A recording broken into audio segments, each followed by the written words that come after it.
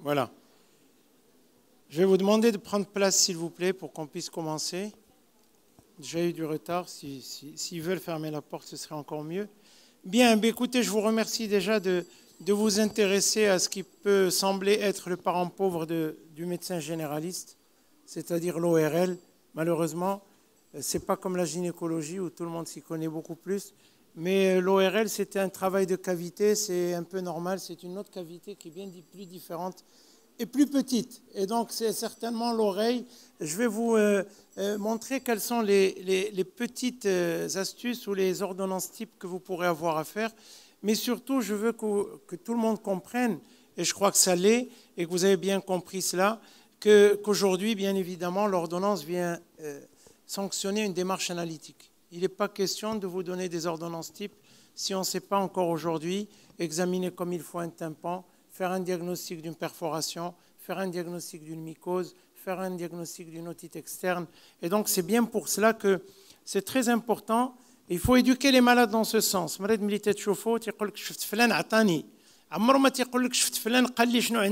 Et ça, je pense que c'est un travers, et je pense que l'éducation des patients commence d'abord par parler un langage universel, et certainement celui d'annoncer le diagnostic au patient.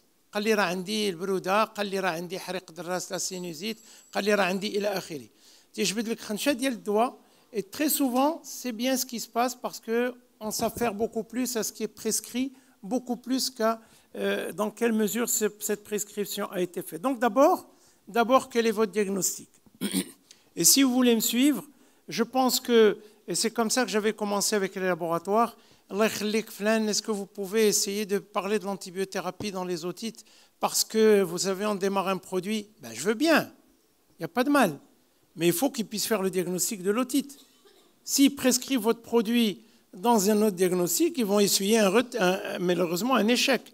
Et donc, c'est peut-être le produit qui va encaisser. Et donc, c'est pour ça que j'insisterai, et pas longuement, mais j'insisterai, c'est fondamental pour briller et être parmi les meilleurs de ne pas voir votre cabinet fermé, non pas malheureusement par la loi, mais par désertification des patients, parce qu'ils vont se rendre compte que malheureusement, on n'est pas très axé diagnostic, on est plus dans le traitement symptomatique.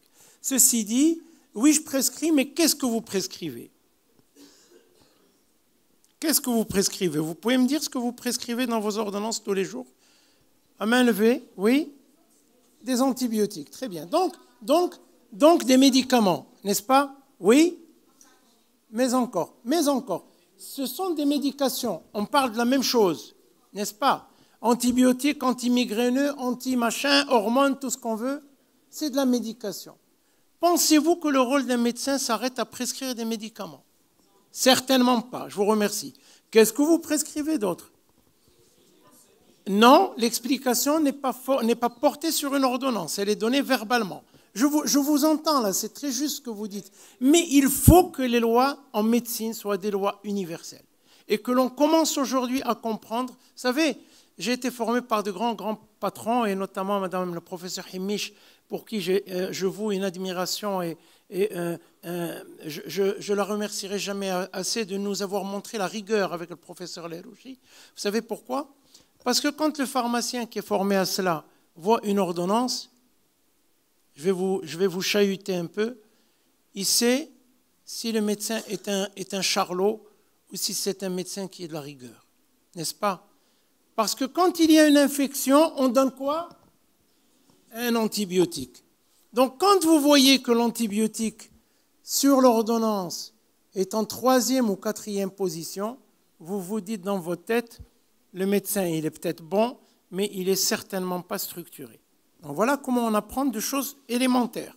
La seconde chose, il a mal? Oui, un antalgique. Très bien. Les traitements locaux viennent à la fin, tout le temps. C'est une règle élémentaire dans la prescription médicale.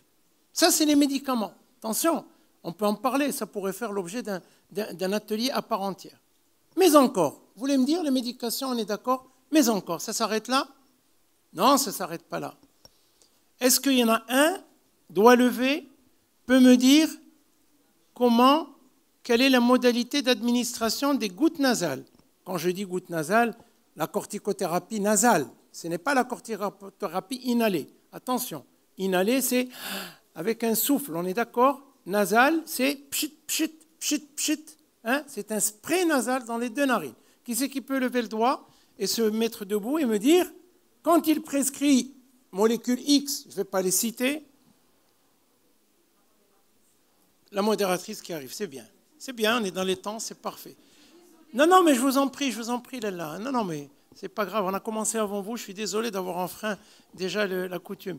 Alors, après, dites-moi, comment vous prescrivez les gouttes nasales qui sont des sprays? Alors, quand je l'explique au malade, qu'est-ce qu'il me dit? Ben, vous savez, personne ne m'a jamais dit ça. Mais c'est normal que personne ne vous a dit ça, parce qu'ils ne le savent pas. Et ils s'en foutent un peu de la façon avec laquelle vous allez le mettre. Et même le pharmacien qui n'est pas formé pour ça va vous dire c'est tout ce qu'il dit. D'accord? Et en plus, ce n'est pas lui. Lui, il est chargé à régler les problèmes immobiliers, n'est-ce pas? Mais c'est son technicien de troisième ordre qui ne sait même pas à peine lire et écrire. Alors vous vous rendez compte où est la situation. Alors comment vous mettez les gouttes nasales? Une personne, s'il vous plaît, et on va faire le tour de salle. Je ne suis pas là pour vous évaluer, loin de là, cette intention, vous me connaissez bien. C'est surtout pour passer des informations utiles. Moi, je dis tout le temps, si après mes conférences ou mes ateliers, il n'y a rien qui change dans votre pratique, c'est que j'ai été nul. Voilà le rôle d'un atelier. Ce n'est pas de venir vous dire blablabla, bla, ce qui se fait dans les bouquins que vous voyez partout. Ça, avec Google aujourd'hui, là que vous avez le cours. Mais c'est pour vous donner peut-être des réflexes qui vont illuminer votre pratique quotidienne. Comment on met des gouttes nasales? Une personne, debout, s'il vous plaît. Je vais faire l'école, mais position ventrale, la tête en bas. Oui? Saïd. Merci. Merci. Très bien. Partout, c'est comme ça. On va aller chercher à pulvériser la lame externe des fosses nasales qui comporte le complexe turbinal, c'est-à-dire les cornets. Et il n'y a que les cornets, finalement, qui sont susceptibles, avec leur muqueuse, de réduire ou d'augmenter et de travailler. Si vous pulvérisez comme ça, vous tapez sur la cloison. Vous avez déjà entendu ça? Très peu, ou sinon peut-être dans une de mes conférences. Personne ne vous l'a jamais dit. Quand je le dis aux malades, mais ça fait 30 ans que je suis allergique. Ben oui, parce qu'on ne s'est jamais occupé de la façon avec laquelle vous allez prescrire. Et ça fait partie de votre prescription. Vous avez une perforation tympanique, il ne faut pas, vous le savez, aller au bain mort, mettre de l'huile, vous le savez. Ça doit faire partie des recommandations. Ça doit faire partie de votre ordonnance. Et donc, médication, consigne, recommandation, s'il vous plaît. Voilà ce qui doit absolument être présent dans les modalités d'administration, après le repas, à jeun ou pas à jeun, parce que ça ouvre des portes à des discussions qui ne doivent pas exister. Le pharmacien vous rappelle, le patient ne sait plus, avant, après, rôle-t-il qui fâche, etc. Tout est mentionné noir sur blanc. Quand les malades ne comprennent pas le français, je pense que ça existe beaucoup, ben vous pouvez le mettre et l'écrire en arabe si ça vous le dit et si vous avez le temps et les logiciels pour cela. Alors, médication, consigne, recommandation, s'il vous plaît, s'il vous plaît. Et puis la dernière, c'est celle-ci, que je mets au profit, et pour ceux qui me connaissent ici le savent bien, ce sont les sites médicaux. Je me suis beaucoup engagé, et on en parlait tout à l'heure avec un ami de promotion, pour voir combien les médecins aujourd'hui sont salis sur les réseaux sociaux. Et quand on voit combien, et là je vais me faire tout petit, autant je suis très grand et très fier d'être un médecin, et des fois je me fais tout petit parce que je refuse de croire que j'appartiens à cette dynastie. Pourquoi? Même parce qu'ils vont aller alimenter les petits groupes. Je cherche un médecin, je recommande et je ne recommande pas. Je vous apprends que je suis conseiller de l'ordre des médecins depuis peu, et que nous sommes en train de travailler sur une charte universelle. Et cette charte-là va commencer en Europe. C'est celle de participer et d'infiltrer ces groupes qui me disent, allez voir le docteur Intel, Beranzaran, surtout n'allez pas, machin, ce personnel est désastreux. Mais attendez, nous ne sommes pas un établissement d'hôtellerie, d'accord? Je pense qu'à un moment donné, chacun doit prendre ses responsabilités. Et commencer, je pense qu'on est en train de travailler sur cette charte-là, et cette charte doit figurer sur tous les réseaux sociaux qui parlent malheureusement des confrères. D'accord? Pour essayer de faire un peu de l'ordre dans... Alors, les sites d'information, c'est bien sur ça que je me suis arrêté.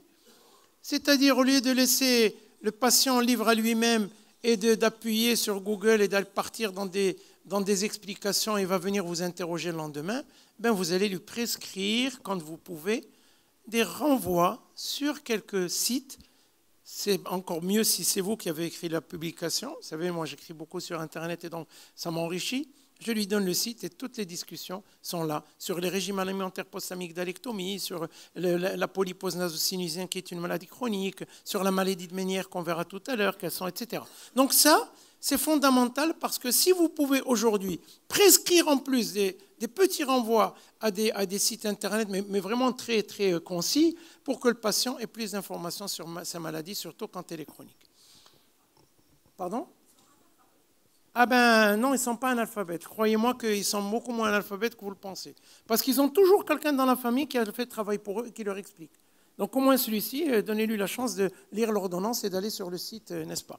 Bien, alors pourquoi j'ai appelé ça séance interactive? Ici, j'en profite pour remercier vraiment le groupe de MG Maroc et à sa tête Mme Mchichi Alami qui m'a gentiment convié à cela.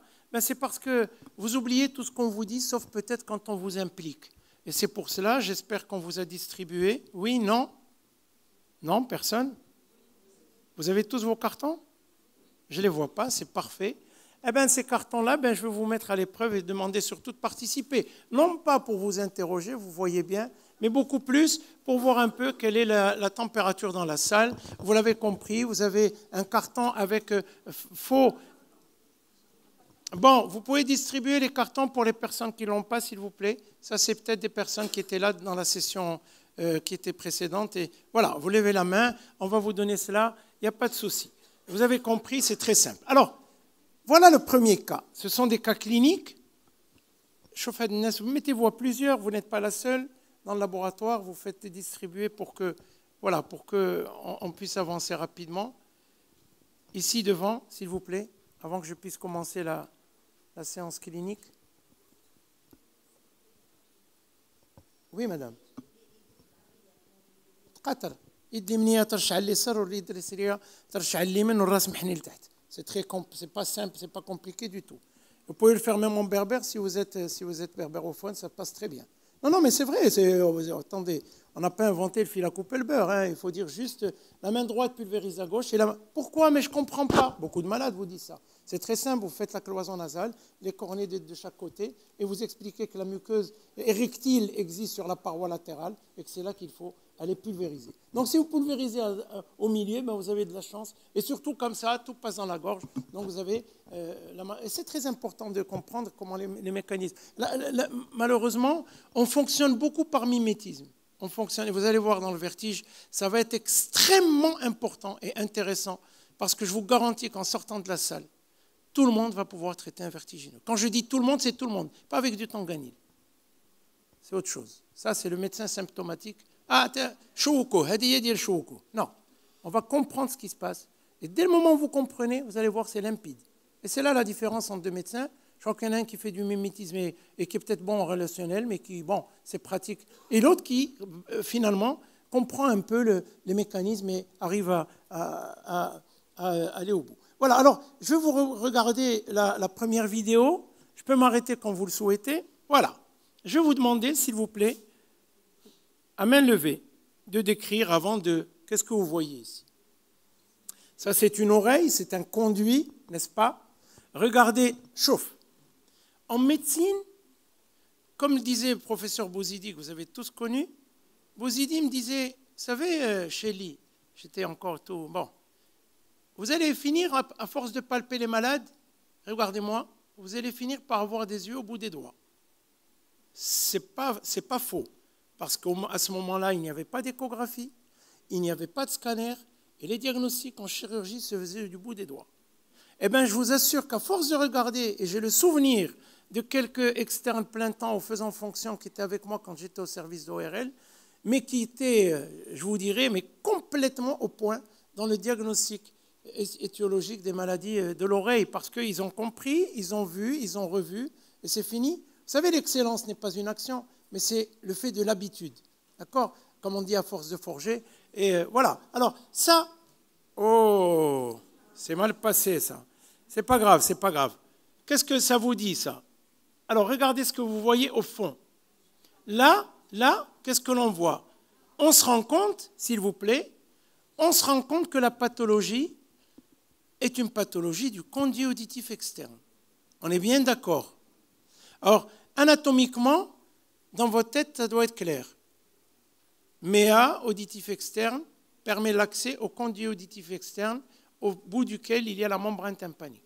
D'accord? Donc, vous avez ici, regardez ce que vous avez. Vous pouvez me dire ce que vous avez là? Là? Alors, ça va le faire? Ça va le faire ou pas? Bon, c'est pas grave. Ça, voilà. Regardez ce que vous avez ici. C'est quoi? C'est quoi? Vous avez vu ce qui s'est passé, mais ce n'est pas grave. Je voudrais que vous compreniez à la description. Comme ça, si vous comprenez à la description, ben vous avez fait le diagnostic et vous ne vous tromperez jamais. Jamais plus. Vous avez l'impression, quand vous sortez ça et que vous n'êtes pas avéré, j'en ai eu beaucoup, hein. Tout le monde.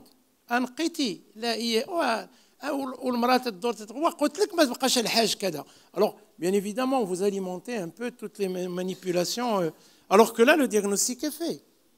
Comment il est fait? Vous serez très, très gentil de mettre les téléphones pas en off, je ne me permettrai pas, mais au moins sous silencieux, s'il vous plaît. D'accord. Alors ensuite, vous avez cet aspect qui est là, qui est cotonoïde, n'est-ce pas? Oui, premier élément de diagnostic. Deuxième élément de diagnostic, je vais relancer la vidéo. Non, s'il vous plaît, attendez. Voilà, on les voit. Voilà, vous avez des petites boules noires ici qui sortent et on va mieux les voir. Ce sont tout simplement des spores mycéliens. Et quand vous avez l'association d'un aspect cotonoïde comme ça et de spores mycéliens, le diagnostic est très simple. C'est quoi? Oui, parce qu'il est comme ça. Quand vous sortez le Danone, je vous dis, ah ben, c'est le terme, ils ont compris. Quand vous sortez un Danone et que vous le mettez vous l'entamez et que vous ne le mettez pas au frigo, je t'ai dit, t'es souf. C'est de la moisissure, tout simplement. C'est de la levure qui a poussé. Et dans le conduit, c'est forcément soit de l'aspergillus, soit d'une candidose, mais c'est très souvent de l'aspergillus niger. D'accord? Alors, voilà. Donc ici, 1, lésion du conduit, 2, aspect cotonoïde, 3, avec des spores mycéliens. C'est-à-dire, il ne faut pas avoir fait la NASA pour comprendre que c'est une automycose, une mycose du conduit. Très, très bien. Vous avez compris. On va la revoir de près, s'il vous plaît. Vous voyez, on voit bien le coton, hein? Vous voyez, on voit bien les spores. Malheureusement, comme le conduit est humide, des fois, ça gêne un peu la visibilité. Vous voyez même des filets. Vous voyez des filets, vous les voyez? D'accord? Exactement. C'est très important. C'est-à-dire qu'en fait, je ne vous le dis pas pour vous, mais vous êtes gentil de m'alimenter. Il faut faire très, très attention voilà, à ce que vous allez dire. Moi, des fois, je n'ai pas voulu le montrer, mais un jour, j'ai eu un insecte dans un conduit. On voit ça très souvent, n'est-ce pas? Un corps étranger animal dans un conduit. Le bonhomme, il faisait 1m90, hein, je vous assure. Et comme moi, je suis à l'étage, pour ceux qui connaissent chez moi, eh ben, il est arrivé comme ça. Et quand j'ai enlevé le cafard et que j'ai posé le cafard à bouger, je vous ai dit, 1m90, il m'a fait un choc vagal invraisemblable. Donc, vous méfiez-vous de ce qu'il va se dire. Alors, est-ce qu'on va laver l'oreille?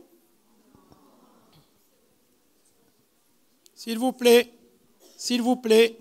il y en a une qui me dit oui, il y en a un autre qui me dit oui, il y en a une troisième qui me dit oui, la majorité me dit non. Très bien. Ce sont des explications en cascade. Très, très bien. Est-ce qu'on donne une antibiothérapie? Vous avez vu qu'il y avait un point de pu, au fond, je vous alimente, un point de pu au fond de mon aspect endoscopique. D'accord? Est-ce que je donne une antibiothérapie? Oui ou non? J'ai un oui, 2 oui, 3 oui, 4 oui, 5 oui, mais c'est une majorité de non. Alors après, bien sûr, vous savez comment ça va se finir. Je ne vais pas vous donner le résultat. On va prendre quelqu'un qui a dit oui, il me dit pourquoi il a dit oui, là, parce qu'on ne fait pas les choses un peu n'importe comment. D'accord? Alors ensuite, on va donner un antifongique par voie générale. Vous connaissez tous ces antifongiques, le diflucan, le triflucan, etc., pour ne citer que cela. Oui, non, vrai, vrai, vrai, vrai, faux, mais une majorité de faux. Très bien. On a de très bons élèves et on en a de moins bons. Ça arrive partout. Mais en sortant d'ici, tout le monde doit être très bon. Là, on est bien d'accord. Bien. Vrai, faux, on a répondu. Ensuite, on va donner un antifongique par voie locale. Tout le monde a dit oui. Tout le monde, oui, il ne faut tromper pas de côté. Excellent, excellent, excellent, excellent, excellent. Alors, il y a beaucoup de questions qui vont se poser. Lequel et quelle voie? Si c'est des gouttes, est-ce que c'est une pommade? Est-ce que machin? Non, non, non, non, juste, on va en parler. Bien. Alors, le verdict. Vous avez compris qu'il s'agissait d'une otite mycosique externe. C'est ce qu'on appelle l'automycose. Et dans l'otite externe mycosique, c'est des spores de mycélium. Vous avez compris l'aspect cotonoïde. Vous avez même dans certaines situations, je vais vous le montrer, un aspect de buvard humide. Vous avez l'impression que c'est complètement qui colle. C'est typique, hein, d'accord? Et bien sûr, il y a des suppurations fréquentes. C'est pour ça que certains de vos camarades, de vos collègues, m'ont demandé de donner une antibiothérapie, n'est-ce pas? Bon, alors puis on va voir. Eh bien, regardez. Regardez. Voyez, il faut que vous compreniez que l'automycose, comme la mycose interdigitale, estivale, se développe en chambre humide. Ça veut dire qu'il y a un degré d'hygrométrie dans le conduit qui permet aux champignons de subsister et justement de se développer.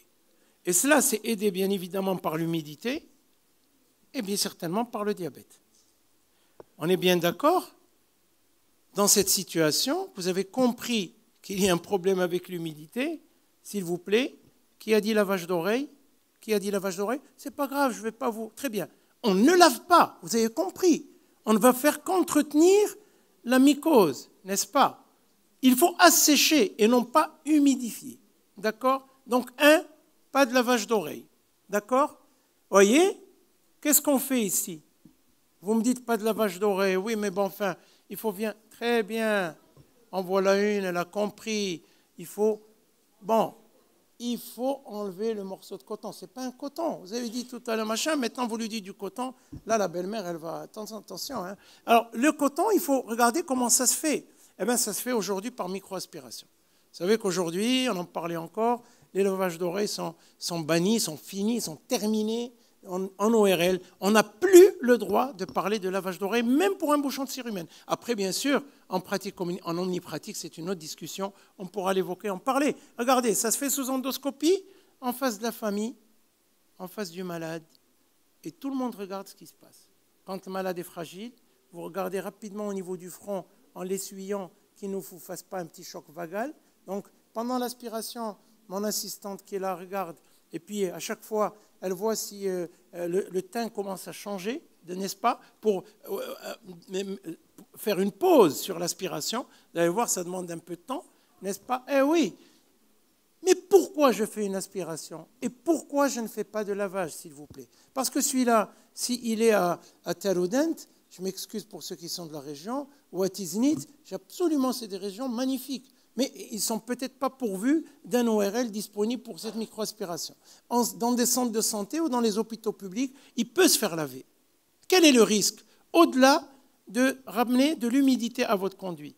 Ben, le risque, c'est certainement, s'il vous plaît, qu'est-ce qu'il a le tympan? Perforation. Il la cause par le lavage ou la... Ben voilà.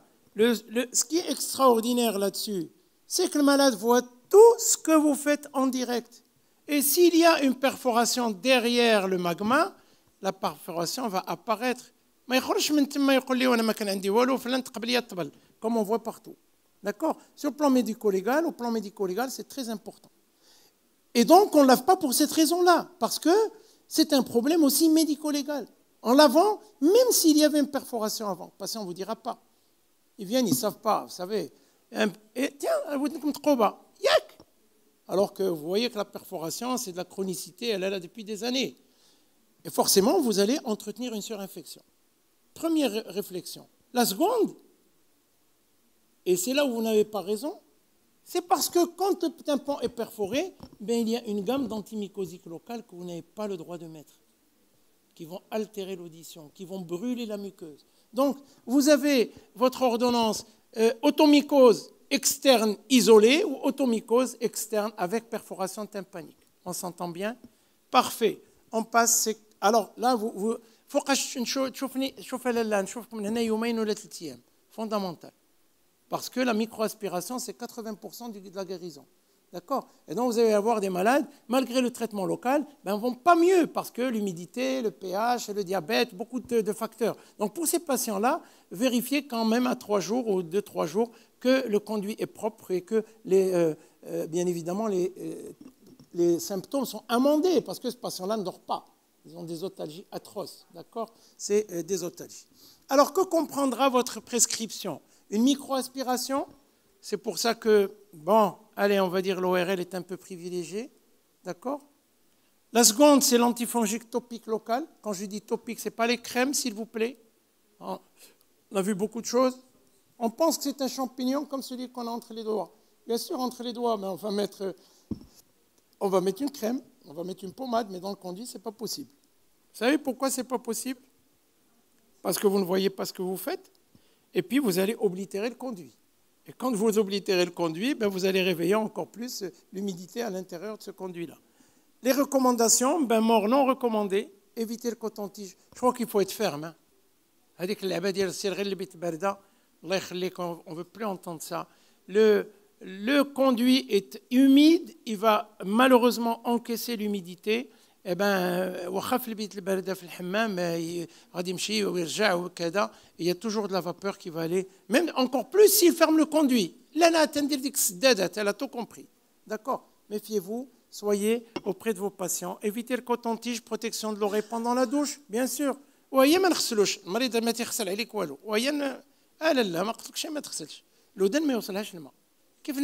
Alors, comment vous faites? Perforation tympanique. Du coton avec du zit, très bien, c'est parfait. Bon, vous avez toutes les méthodes. Mais il y a encore de l'eau qui rentre. Qu'un chemin. Ah, c'est ce que j'attendais. Vous avez raison. Chemin, bouchon de silicone. Comment il est le conduit? Comment il est le conduit? Il est irrité, il est inflammé. C'est une pathologie inflammatoire, opportuniste, infectieuse du conduit. Donc, n'allez pas rajouter quelque chose qui va irriter le conduit. Le silicone, le chemin, le coton passe parce que le coton, la seule chose, c'est qu'il peut ne pas être hermétique. Alors, qu'est-ce qu'on fait? Vaseliner, mais il peut ne pas fermer complètement.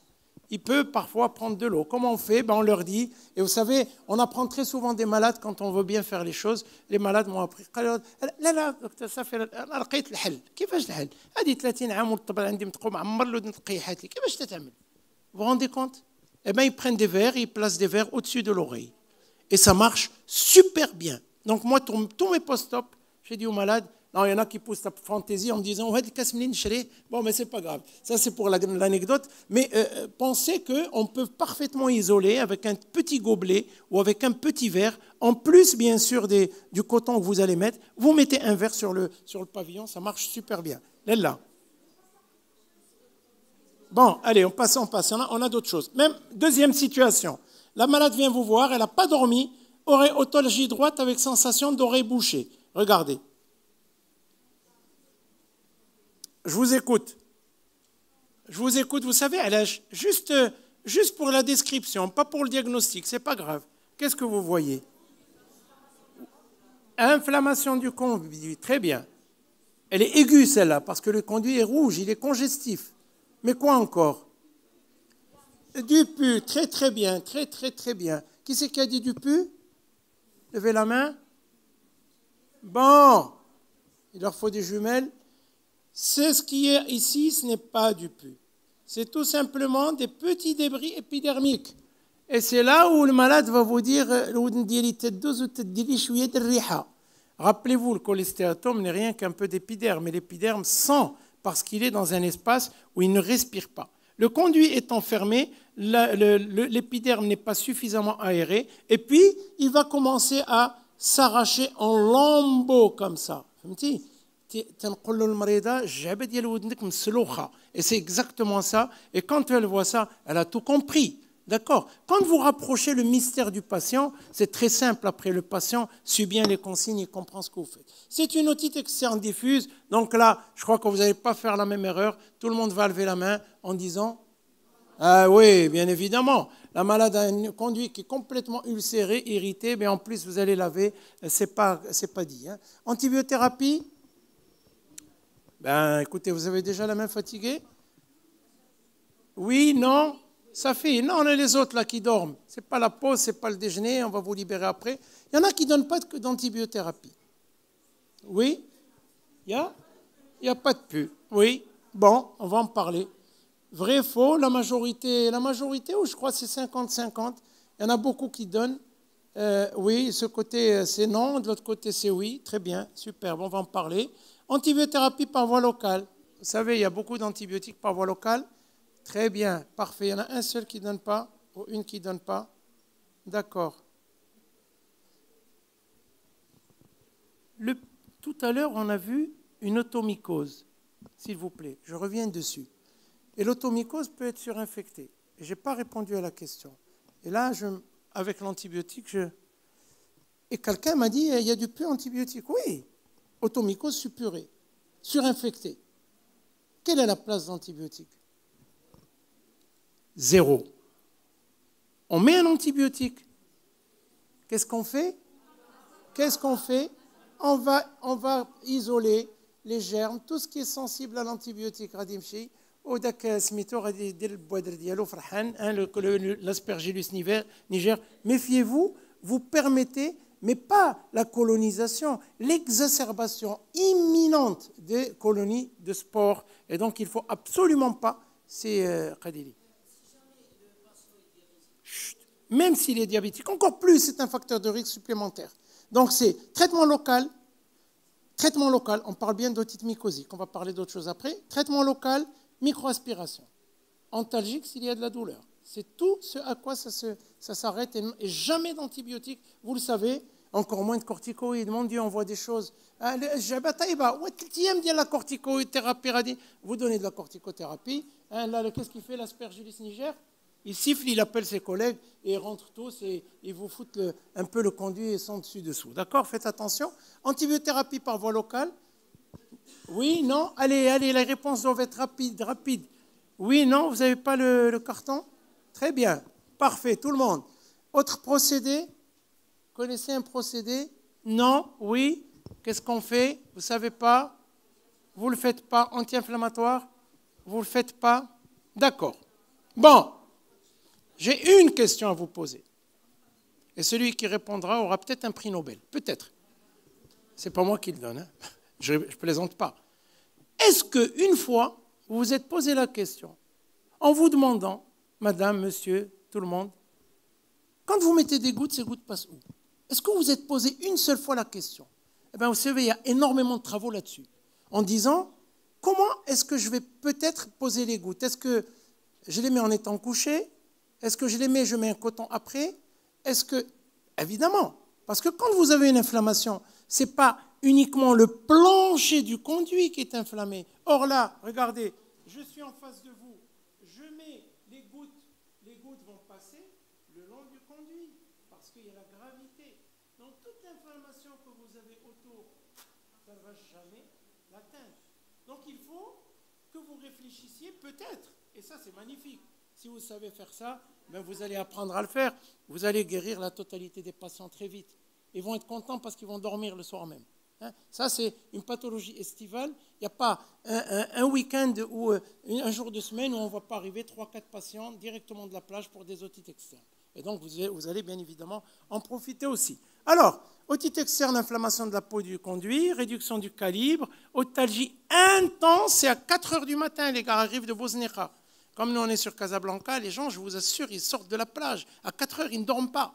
D'accord? Parce qu'il y a une recrudescence des phénomènes inflammatoires en nocturne, suppuration fréquente, là, la même chose. Et attention, ça peut aller jusque-là. Et là, vous êtes un peu embêtés, vous.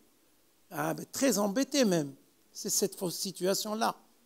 Là, mon Dieu, quand vous avez quelqu'un qui vient comme ça, surtout un enfant, il faut s'y mettre à à 2, 3 pour essayer de tenir l'enfant. Parce que vous n'avez pas l'anesthésie pour lui mettre un traitement, pour voir ce qui se passe à l'intérieur. Et regardez, et ça, c'est tout l'intérêt des moyens dont nous disposons, qui sont des endoscopes. On a des endoscopes avec des caméras qui peuvent dépasser un peu ce petit goulot d'étranglement, et hop, vous voyez un peu ce qui se passe dans le conduit, et vous faites un diagnostic. Sinon là, avec un otoscope, mais impossible de pénétrer. Vous allez pénétrer, vous allez faire mal, c'est très douloureux. Et il peut y avoir des chocs à la douleur comme ça. Et les sujets âgés, on leur dit bien, les adultes, on leur dit bien, bien sûr, tout le monde est rodé, on sait ce que l'on va faire, on regarde avec un endoscope, quand c'est fermé comme ça, on ne force pas avec un spéculum, parce que le spéculum, vous savez, il est en chapeau chinois, donc il a le calibre qui augmente vers la sortie, donc vous allez pousser sur le conduit, c'est atrocement douloureux, et donc méfiez-vous, je vous dis comment il faut faire. Voilà, alors, otite oblitérante, apport de l'autendoscopie, vous l'avez vu, et ça c'est ce que voulait savoir Dr Qadili, on va le mettre à chaque fois que vous allez avoir. Et ça, c'est une règle d'or. Comme le pied diabétique. Vous connaissez le pied diabétique? Oui, tout le monde. Parce que tout le monde est focalisé sur le pied. Vous connaissez l'oreille diabétique? Non, personne. C'est normal parce qu'on ne vous en a jamais parlé. D'accord? C'est ça. Combien de pourcentage de décès? 80 à 90% de décès imminents. On ne fait rien. Oui, madame, je vais vous dire pourquoi. Qu'est-ce que c'est que ça? Je vais remettre la vidéo. Qu'est-ce que c'est que ça? Vous avez l'impression que c'est un petit polype. Yak, une petite excroissance au niveau du conduit. Le malade est diabétique. Et ce n'est pas un diabétique, il a une hémoglobine glycée à 11. 2, c'est un vieillard, très souvent, plus de 70 ans. 3, le diabète est 1. Et 4, il n'endort pas parce qu'il a atrocement mal. Qu'est-ce qui se passe? Eh oui, regardez. Il finit les pieds devant. Qu'est-ce que c'est? Non. Rien? On revient à quoi? Très bien. Nécrose de quoi? Sous-épidermique. Très bien. Qu'est-ce qu'il y a sous l'épiderme, s'il vous plaît? Il y a la peau. Sous la peau, qu'est-ce que vous avez? Cellulite. Alors, on s'explique là encore. La sémantique est fondamentale.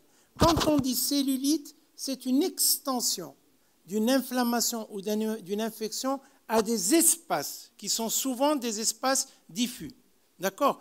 On parle de cellulite quand, par exemple, l'ethmoïde, dans l'ethmoïdite, vous avez une fluxion palpébrale parce qu'il y a une extension d'un secteur vers un autre. On parle de cellulite quand vous avez un petit furoncle avec une extension de l'infection qui va faire une petite lymphangite, puis après, pas un abcès, mais une cellulite, c'est plus diffus. Là, mon ami, c'est une otite externe nécrosante diffuse. Qu'est-ce qui nécrose, s'il vous plaît? C'est l'os tympanal qui est en dessus de votre conduit. Et si l'os tympanal est envahi, qu'est-ce qu'il fait? Il forme des séquestres. Et ces séquestres vont entretenir l'infection. Et l'infection, si vous connaissez bien votre anatomie, l'os tympanal est à l'intérieur du conduit, mais il se termine par quoi? Par l'os pétreux, et vous avez une pétrosite. Et cette pétrosite donne une ostéomyélite de la base du crâne. Et c'en est fini pour le patient. C'est des traitements. Ah oui, non, mais les gens ne comprennent pas. Parce que, effectivement, ce sont des protocoles. Il n'y a pas de place à la chirurgie et il faut recruter ces patients très, très, très rapidement. Otite externe, chez le diabétique, vous tirez la sonnette d'alarme, c'est ça. Là, ce n'est pas de mon ressort. Tout le reste, ce n'est pas grave. Mais là, il y a des protocoles et les protocoles sont faits en hospitalisation et c'est des protocoles coûteux et lourds. Alors voilà pourquoi il faudrait que vous compreniez que le traitement local puisse imbiber toute la totalité de votre conduit. Et c'est pour ça que quand vous avez un malade qui vient avec une otite externe, bien sûr, je sais ce que je fais. J'ai déjà vu un tympan, je sais ce que c'est qu'un conduit. Ne faites pas, comme j'ai dit la dernière fois, j'ai eu quelqu'un qui a été envoyé la semaine dernière avec... on a essayé de le mêcher, et forcément on a perforé le tympan. D'accord? Donc là, ce sont des mèches que vous pouvez avoir à votre disposition dans le commerce qui coûte, je crois, 100 et quelques dirhams la mèche. C'est une mèche comme une éponge que l'on utilise dans la chirurgie de l'oreille. Quand vous l'imbibez, ben cette éponge va gonfler. Et le but, d'abord, c'est de dilater. Donc déjà, le conduit, la douleur lancinante que vous avez va disparaître, n'est-ce pas? Et ensuite, ben vous pouvez instiller les traitements. Et vous êtes sûr que sur cette mèche, les traitements vont aller sur la totalité des parois du conduit. Vous voyez comme c'est ingénieux? Ce n'est pas compliqué, il suffisait juste d'y penser. Et quand on n'a pas cette mèche et quand on est loin, qu'est-ce qu'on fait? Ben on fait comme on fait chez nous aussi, quand on n'a pas la possibilité d'avoir de mèche, eu égard au coût de surcroît sur la consultation, ben vous prenez une petite compresse que vous mettez en cigare, n'est-ce pas, que vous imbibez d'alcool à 60 degrés et que vous, très fine, et que vous mettez, ça risque rien. Pourquoi? Parce que vous ne poussez pas le bout, ce qui est distal, vous poussez juste ce qui est proximal, vous l'accompagnez, vous l'imbibez bien et vous dites au patient, faites très attention, ça va brûler, n'est-ce pas? Qu'il comprenne, parce que si vous ne le dites pas et qu'il y a une perforation derrière, il va vous dire, d'accord? Bien sûr que ça brûle parce qu'il y a une écorchure du conduit, mais c'est comme quand vous étiez enfant, vous vous souvenez, ou pour vos enfants, quand vous vous blessiez, on vous mettait de l'alcool, vous sursautiez parce que ça brûlait énormément. Alors, ça fait très, très, très mal, mais en sortant de votre consultation, il y a un apaisement extraordinaire. D'accord? Oui.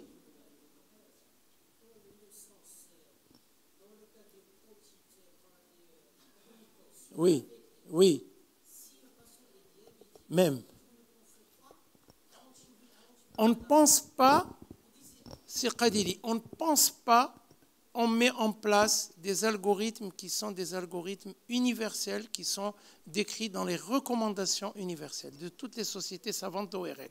Donc si vous donnez une antibiothérapie, vous allez encore plus favoriser la mycose. Et rappelez-vous, les mycoses invasives, vous le savez peut-être, mais nous on a des mycoses invasives chez les sidéens, chez les patients qui ont des sida, et non, ils ont des mycoses, des sinus, malheureusement, que l'on ne peut même pas opérer parce qu'ils sont extrêmement invasifs et la chirurgie ne suffit pas. D'accord? Donc là, c'est des terrains de débilité particuliers. Vous pouvez? Oui, c'est bien, la modératrice a raison. On va laisser les questions à la fin. Vous les réunissez sans problème. Antibiothérapie, bien évidemment, parce que le point de départ souvent est un staphylocoque, n'est-ce pas? Antalgique, anti-inflammatoire stéroïdien, là aussi. Des topiques antibiocorticoïdes, il y en a beaucoup, et surtout les recommandations. Pas de bain mort, éviter le coton-tige, protection de l'oreille pendant la douche. Vous voyez, c'est très important. Et ça, vous devez le mettre. Alors, si vous avez nous, on en a beaucoup, des ordonnances type. On les fait, ça fait gagner du temps. Mais si vous avez des ordonnances type pour etc., ben vous rajoutez, si vous êtes en plus numérisé, vous rajoutez un petit texte qui est juste ne pas, ou non recommandé, ou interdit carrément, et vous mettez vos interdits. Ça vous prend 10 secondes de l'écrire, mais en plus, ça va vous donner une stature bien plus rigoureuse que... En résumé, l'oreille est douloureuse, le nerf auditif est réduit de calibre, la pression douloureuse du tragus, c'est une otite externe, et je pense que vous n'avez pas besoin de schéma là-dessus, et il faut absolument, absolument viser les antalgiques parce que c'est extrêmement douloureux. Alors, devant une souffrance du conduit, quelle qu'elle soit, n'importe quelle raison, il faut absolument interdire l'irruption d'eau et la manipulation, sous peine malheureusement. Qu'est-ce qu'il fait? Il irrite. Et quand il irrite, qu'est-ce qu'il fait? Cette peau qui est irritée, elle va augmenter de volume, elle va réduire le calibre, et en réduisant le calibre, elle va cicatriser en sténose, et vous pouvez avoir une sténose fibreuse du conduit. Méfiez-vous, on a déjà vu ça, et c'est très très difficile à réparer. Alors là maintenant, on voit ça tous les jours, au Stade Salfqani, d'accord? On voit ça régulièrement, d'accord? Ça c'était en plus le fils d'une consoeur qui arrivait en étant effaré, en me disant qu'est-ce qui se passe?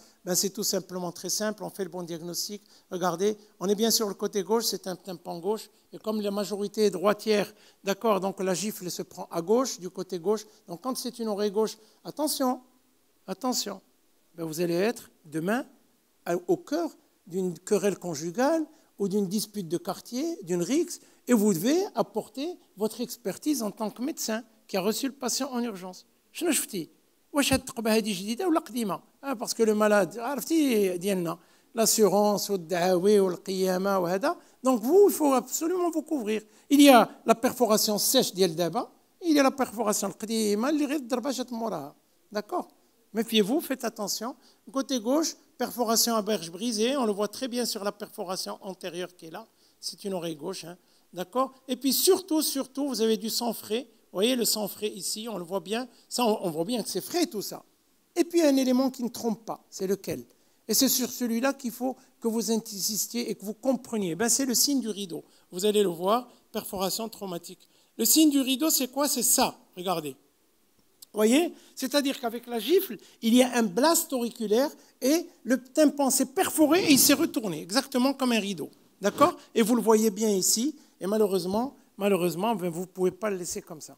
Si vous le laissez comme ça, il y a de fortes chances pour que d'abord la perforation est large, elle ne va peut-être pas se refermer. Et si elle se referme, maintenant c'est éversé à l'extérieur, ce n'est pas grave, mais des fois c'est à l'intérieur. Et si l'épiderme se retrouve à l'intérieur de l'oreille, vous faites quoi? Bon, au moins, c'est bien. Un cholestéatome de l'oreille moyenne qu'il ne faudrait pas. Signe du rideau et le reste du tympan, attention aux osselets. Vous donnez des gouttes auriculaires? Oui, Dieu vous entende, c'est très bien. L'urgence, tous les jours. Mais ce n'est pas vous. Je parle des autres, ce n'est pas grave. Ah ben on voit ça, attendez, c'est dramatique. Qu'on continue aujourd'hui à voir dans des urgences, et des fois ce n'est pas vous. Attendez, une épilepsie, pas de goutte auriculaire, non autotoxique. Pourquoi? Parce qu'on a peur quand vous lisez, vous vous dites, les gouttes vont pénétrer l'oreille moyenne, et si elles pénètrent l'oreille moyenne, elles vont aller diffuser au niveau de l'oreille interne, et elles sont autotoxiques, notamment la polymyxine que vous connaissez qui est autotoxique, d'accord, puisque c'est un aminoside. Et donc, s'il pénètre l'oreille interne, ben, il y a de fortes chances pour que vous donniez une... Ah, non autotoxique, vous pouvez les donner? S'il n'y a pas de gouttes autotoxiques, ouais, vous avez des gouttes par exemple huileuses ou d'autres, vous pouvez les donner? Personne? Ça y est? Ben oui, il est 1h, presque 1h et moins quart, et donc l'heure du repas approche. Allez, un peu de nerf. Non? Oui? Bon, non. Une antibiothérapie à large spectre?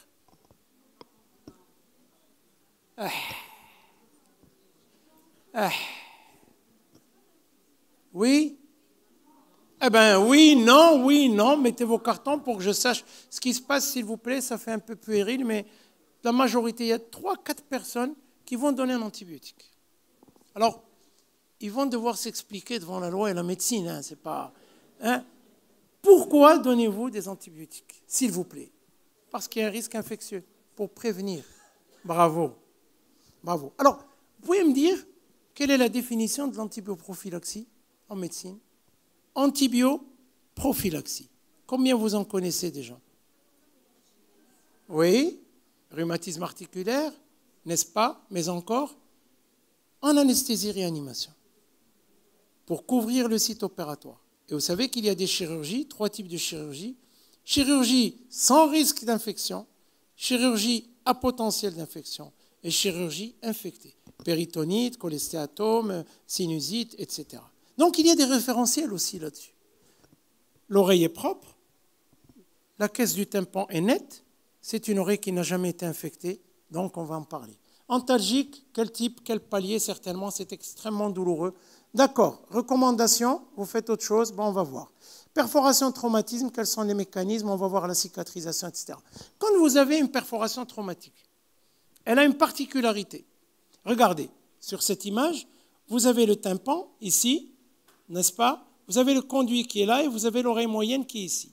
Donc quand vous avez une perforation post-otitique, il y a du pus, regardez, dans la caisse du tympan, et ce pus forme un abcès, et il perfore le tympan pour sortir, n'est-ce pas? Et il permet une aération de l'oreille moyenne. On est bien d'accord.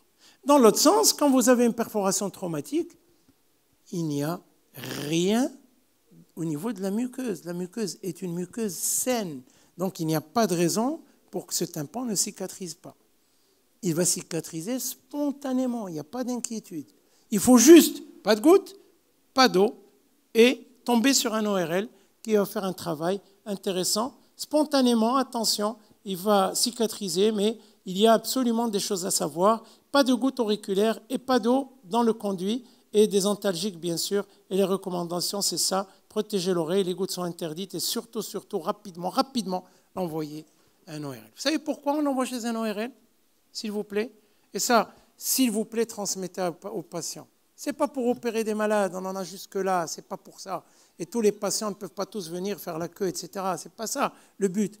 Le but, c'est que quand le tympan est perforé, ben, on va rapidement dégrader son audition. Non pas parce qu'il y a la perforation. On est bien d'accord. Le tympan est un élément majeur du rouage de la transmission sonore. Mais c'est lui qui amortit l'onde de vibration sonore pour la transmettre au niveau de l'oreille interne. Quand vous n'avez plus de tympan, ben le son va passer directement au niveau de l'oreille interne et il va y avoir ce qu'on appelle une labyrinthisation. Et donc il va y avoir une perte neurosensorielle de l'audition qui malheureusement ne sera jamais plus rattrapée, même pas avec des appareils. Donc attention, avant on disait oui, vous avez le choix, est-ce que vous voulez vous faire opérer? Aujourd'hui je dis non, si vous ne voulez pas vous faire opérer, vous devez en permanence porter des protections parce que vous pouvez être soumis à un bruit strident et là, c'en est cuit de votre oreille. D'accord? Faire très attention. Alors l'ORL, si on parle de cicatrisation, voilà, il suffit juste, vous voyez, la cicatrisation, on l'a fait, il y a des techniques, ça on l'a fait en consultation. Des fois, l'enfant est agité, ça ne peut pas se faire en consultation. On le fait sous neurolepte, sous sédation. On le ramène, vous voyez, on remet en place le lambeau, on le maintient par un petit patch catalyseur, d'accord? Et puis, vous voyez l'aspect initial, et à 6 semaines, regardez, c'est juste invraisemblable. Et le dernier, c'est fait, il jouait au sport, il fait de la boxe, il s'est pris un coup de droit dans l'oreille, et il devait aller, il était en terminale, il a eu son bac, il devait aller à Londres, et donc, malheureusement, j'ai eu à le traiter peut-être une dizaine de jours avant son départ en avion. Je ne sais pas comment ça s'est passé, mais je pense bien, puisqu'il a cicatrisé en moins d'une semaine, ce qui était impressionnant. D'accord? Donc, quand vous avez une perforation traumatique, rassurez le patient. Dites-lui surtout, pas d'eau, pas de gouttes, et puis allez voir un ORL pour que l'ORL fasse son travail. Ça, par contre, c'est une autre histoire. Regardez. Oui? Non? Oui, c'est une autre histoire. Pourquoi c'est une autre histoire? Parce que ça, c'est une perforation post-otitique. Et c'est une perforation qui n'est pas ancienne, elle est plus que ça. S'il vous plaît, je vais la remettre, s'il vous plaît. Non, il faut absolument que vous me donniez ce terme, sinon je vais être malheureux. Comment elle est, cette perforation? Elle est ancienne, d'accord, après. Oui, mais encore. Vous savez, là, le monsieur qui réfléchit là-bas, il y a des étoiles, il n'est pas content. Ça veut dire que c'est dangereux de laisser une perforation comme ça évoluer. Pourquoi? Pourquoi? S'il vous plaît, une main, une seule, et je serai content pour la journée. Une. Perforation? Perforation? Non. Qu'est-ce qu'on vous a dit sur le type de perforation? Vous en avez 2. Bravo. Qui c'est qui a dit ça? On peut l'applaudir. Bravo, madame. C'est très bien. Je vous applaudis quand même. Les autres ne veulent pas. Vous savez comment c'est? Ils vous jalousent. C'est bon. Regardez. Pourquoi marginale? Parce qu'elle est collée au cadre osseux.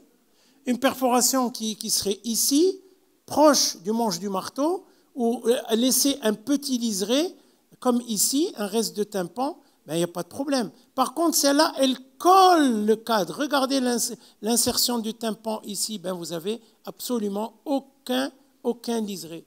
Et quand il n'y a pas de liseré, qu'est-ce qui se passe, s'il vous plaît? Là, c'est la plastie, c'est notre affaire. Mais bon, pourquoi vous avez vous inquiéter? Ah, Allah yakhlik. C'est chaud, ça, c'est يمكن يفتح لك. علاش? Oui, très bien. Parce que il n'y a pas de rempart à l'épiderme. Vous avez une grosse perforation marginale.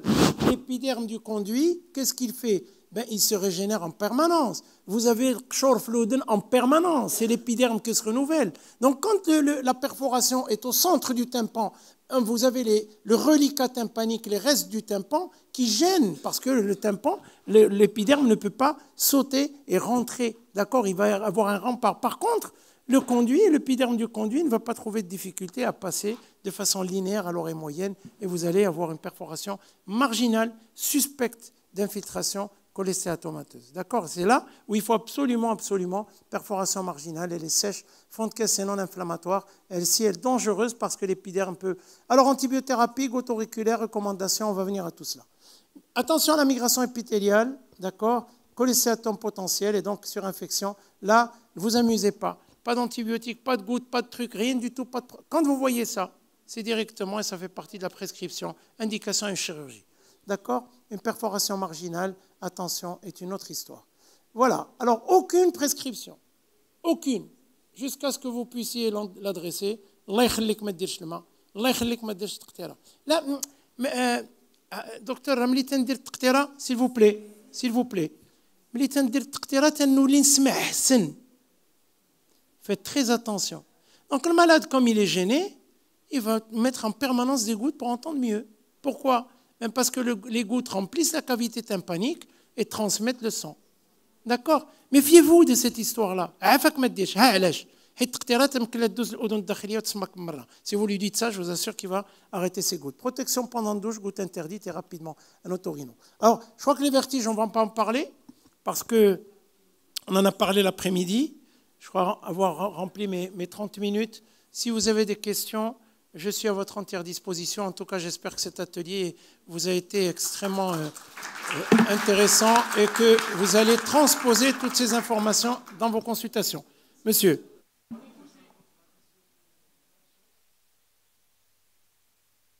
Micro, s'il vous plaît, là. S'il y a un micro à donner.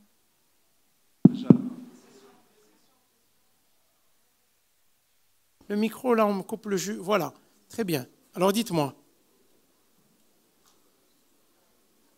Oui. Je vous écoute. La question. Pardon. S'il vous plaît, professeur, votre avis sur les gaz G, aspirateurs qui se vendent maintenant dans le commerce, surtout par l'Internet. Merci.